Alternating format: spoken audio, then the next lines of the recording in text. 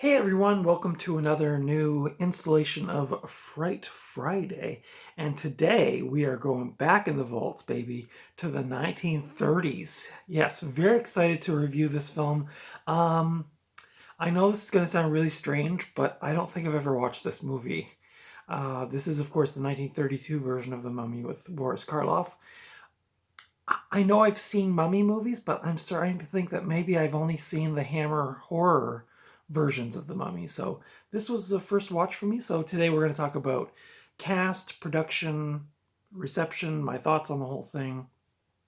So I hope you'll stick around for that. Thank you to everybody who has followed my channel.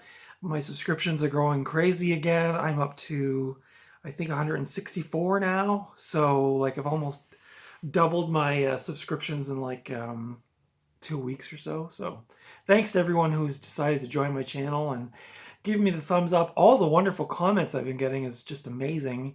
I love talking about movies with people and hearing their thoughts and all that. So thank you for that.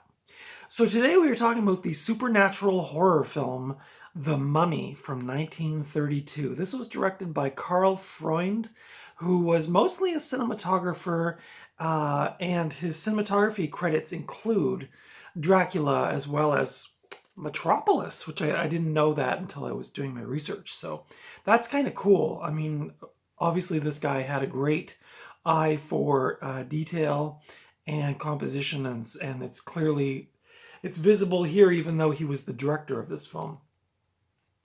This movie stars Boris Karloff, of course, from Frankenstein, 1931, as well as Bride of Frankenstein, Black Sabbath. I mean, his list of credits is a mile long, of course, including the narration for the Grinch animated cartoon from the late 60s, which probably most people, that's what they know him for, but he was a very important character and actor in a lot of these early Universal horror movies. So this also stars Zita Johann. She was also mostly a theatrical actress. I think this was her biggest film. And I watched some of the extra features on here, and there was a film historian that had a chance to speak with Zita. And she sounded like a real interesting person. She was really into the occult. She was really into reincarnation. She kind of, I think, now I could be wrong if I remember this wrong, but I think she really had a distaste for Hollywood. But she did do this. She didn't do a lot of movies, but this was probably her most famous. But yeah, she seemed like a really, really interesting person. I kind of like to know more about her. This also starred David Manners, who was in Dracula 1931. He played Jonathan Harker in that film, as well as the Black Cat. The synopsis for The Mummy is a team of British archaeologists led by Sir Joseph Wemple, played by Arthur Byron, discover the mummified remains of the ancient Egyptian prince Imhotep, played by Boris Karloff, along with the legendary scroll of Thoth. When one of the archaeologists recites the scroll aloud, Imhotep returns to life but escapes. Several years later, Imhotep has taken on the guise of a wealthy man as he searches Egypt for his lost love, who he believes has been reincarnated as the lovely Helen Grosvenor, played by Zita Johann. Yeah. The production notes on this. Now there are pages and pages and pages. I had to kind of be a little picky about what I was going to talk about because there's so much information about these movies. But screenwriter John L. Balderson was hired to write the script for this film.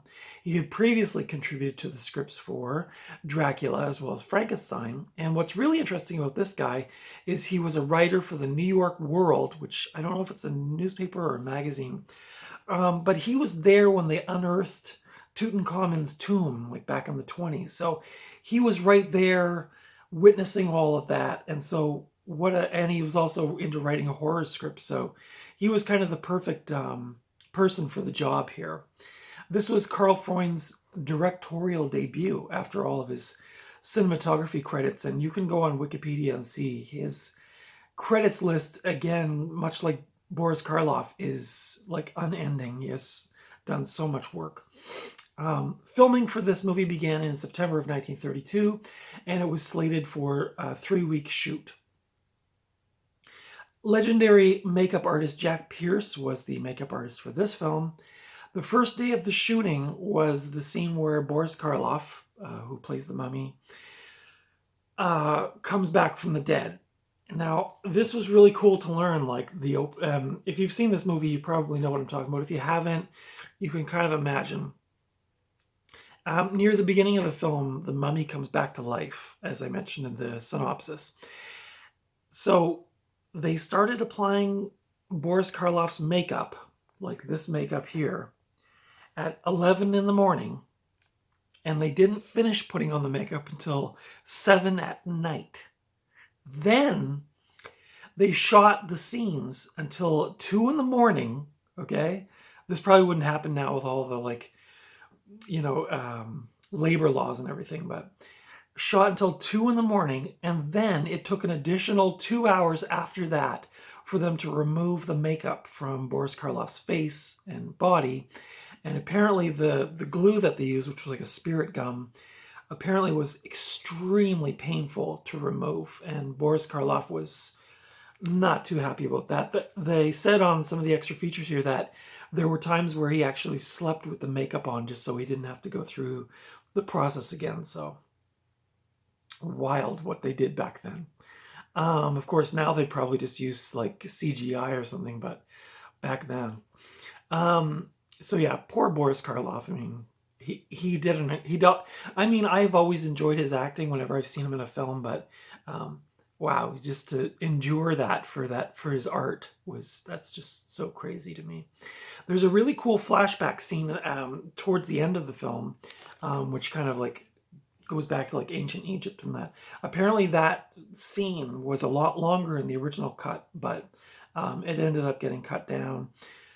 And then that footage apparently ended up getting lost. So that's kind of sad. I think some of the footage with Boris Karloff is still around, but a lot of the other stuff was just lost in the edit. The film didn't actually get a direct sequel, but it did have several reimaginings. But Boris Karloff did not return as the mummy. It was Lon Chaney Jr. who stepped in to do. There's like the Mummy's Hand and the Mummy's Curse and a whole bunch of films. So this is actually the only one with Boris, to my knowledge. And those other films were not sequels to this. They were they were like reimaginings or reworkings. So I thought that was kind of interesting because I always thought that there was all these sequels, but those are not related. With the exception of having Mummy in the title and the intellectual property being owned by Universal. And the Mummy was renamed Karis in the reimaginings as well. Now, this is what I was saying earlier. Hammer Horror Pictures made their own series of mummy movies. The first one came, I think, in 1959. It was called The Mummy, but it was not a remake of this film. It was just like a different version of a similar story. But it was based on the other films that came after this, the reimaginings I was talking about, The Mummy's Hand and The Mummy's Tomb. So Hammer got inspiration for their film from those movies, but not from this one. There's been several other remakes and reboots, as I'm sure some of you are aware. There was one in the late 90s with Brendan Fraser. That was a pretty big hit in its day. They showed, actually, in some of the extra features of this, they showed scenes from that movie, and I couldn't believe how bad the CGI looked. There's Dwayne Johnson plays the Scorpion King, and there's a scene where like the Scorpion, he's like half man, half scorpion, and it comes out, and like the CGI looks so bad now. Like when I watched this and then I saw that, I thought, what? Just stop with the computers. Like, just when you watch this, it's so wonderful and mysterious and charming, and then you see something like that. I don't know, it kind of just ruins it for me, really. But I know there are fans of the 90s Mummy, so I won't. If you like that, that's cool. I'm not. I mean, and I do remember liking those movies when they came out. I'm just making a comment on some of the CGI. It was also reworked in 2017 with Tom Cruise. I have not seen that film. It was a box office disaster, and originally Universal was going to relaunch their Monsters, um, and that one being the first of many to come. But because it was such a bomb, they ditched the whole thing. Like they just scrapped the whole um, series of films. So who knows what could have come from that? I don't know. Like you kind of like think of all the cool directors and actors, and imagine like Frankenstein with Sam Raimi or like Del Toro or somebody. Like it could have been so cool. But anyway, the Tom Cruise one bombed. I have not seen it. I don't really have a lot of interest in watching it. If I'm going to watch The Mummy now, it's probably going to be this one from now on for me. But I am curious about the other ones that came after this, as well as the Hammer ones, because I don't think I've seen all of the Hammer ones. So kind of curious to revisit those. So the film was generally well liked by the critics when it came out, but it was nowhere near as successful as its predecessors, Dracula and Frankenstein. One critic noted that there wasn't a lot of terror in this film, like not a lot of horror in this film. And that's true. But this film, I think when you go into it, you have to kind of step back from that and kind of like look at this as more of an atmospheric film. The tone and the atmosphere create the sense of dread or uneasiness. It's not the jump scares or the gore or any of that stuff. Like it's more it's like a slow burn kind of a terror.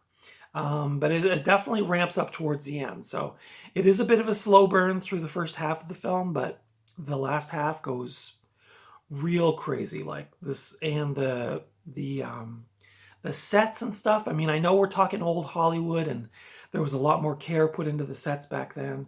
But wow, some of the sets in this movie were so cool. Just the attention to detail, incredible. This film currently holds an 89% on Rotten Tomatoes, if you follow that kind of stuff. My thoughts on this film. Originally, I thought, I don't know how to rate this movie. It's it's quite old. I mean, it's almost, my God, it's almost 100 years old. It's like, how do I rate this subjectively? I mean, and again, I hate to give a lot of movies, I give really, really good scores, if not perfect scores, but this is, for me, it's not, I would say maybe a 4.5 out of 5. It's not perfect. I mean, there are some issues with the pacing again, but man, the makeup and Boris Karloff's acting and the atmosphere, the sets, even Zita's, Johan's performance is so convincing. I love this film. And again, I think this was a first watch for me. I don't remember seeing this before. So yeah, really, really, really great movie. If you are so inclined to go back and visit some old black and white monster movies, go with these ones. I saw Dracula for the first time about 3 years ago from the 31. And again, with the sets and the atmosphere, I think I did watch Frankenstein during the pandemic as well. So I'm kind of, getting acquainted with these films and learning, the history of horror movies and the history of thrillers and the history of makeup effects and Jack Pierce and the actors and stuff like this. It's just so amazing. So amazing. Yeah, I've been having recently just kind of like a weird obsession with old Hollywood. So this fell right into where my brain is right now, and kind of learning all that stuff and revisiting some of the history of Hollywood, and it's so cool. Anyway, this edition is quite beautiful. I think I got this for about $3 or $4 at one of my local thrift shops. It's the Universal Legacy series, and it's a hardbound. There's the spine, the cool kind of like Egyptian style lettering, I guess. There's the back. There's, of course, Boris, not in the mummy makeup, but when he's the other character. They said that to get that wrinkled effect, like I don't know if you can see it in that picture, but to get the wrinkled effect on his face, like they pull his skin back and then put on this spirit gum and then put on like cotton on top of that. And when they let it go, it creates all these like little wrinkles and stuff. Really, really cool. Anyway, this edition, it is a 2-disc edition. I'll open it up for you and show you. It's a really beautiful set. I think there's a Dracula one that's also in this set. If I take the discs out, I can actually show you.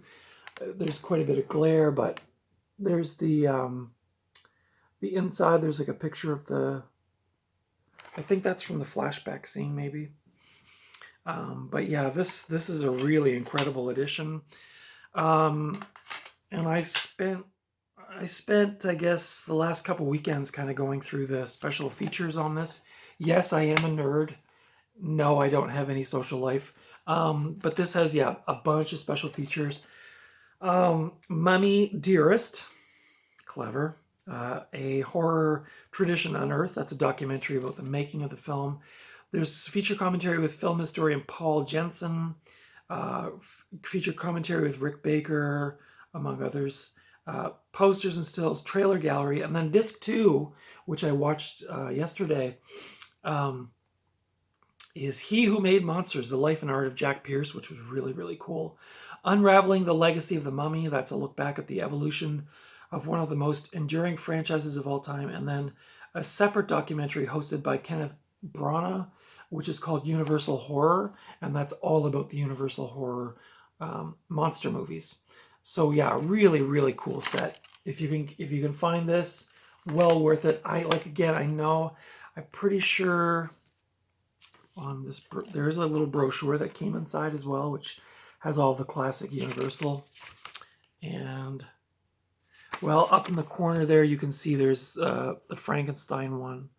And I'm pretty sure there might be a Dracula one as well. But yeah, this little flyer came inside. There's Jaws down at the bottom. But yeah, these are really beautiful editions put out by Universal and the TCM network, the Turner Classics Movie Network. This is from the year 2008 from Universal. The film itself is 1 hour 15 minutes long, so below my ideal, but still it doesn't feel like it goes by too fast. This is, unfortunately, this is a full frame edition, but like, I don't know that here it says variable, but I don't know.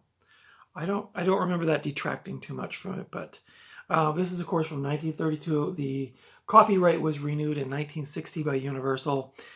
This edition, like I said, is from 2008. This is a Region 1 DVD, 1 hour 15 minutes. It's rated PG here in Canada. So yeah, if you see this in your local pawn shop, be sure to check this one out. This is a really, really nice edition. And I'm hoping that I can get the other editions in this series. But that's my thoughts on 1931's The Mummy. What are your thoughts on this film? Did you see this movie? Sorry, 1932. I was double checking. Yeah, so 1932. What are your thoughts on this film? If you saw it, if you loved it, if you didn't like it, leave your comments below. Give me the thumbs up if you like this review. Consider subscribing to my channel if you haven't already. Follow me over on Instagram at Night Owl Video. And until next time, I will see you at the video store or at the thrift store or out and about. Who knows? Maybe I will see you in some ancient crypt fighting off scarabs and mummies and everything else. Who knows? But until then, please take good care of yourself, and thank you again for watching. Bye.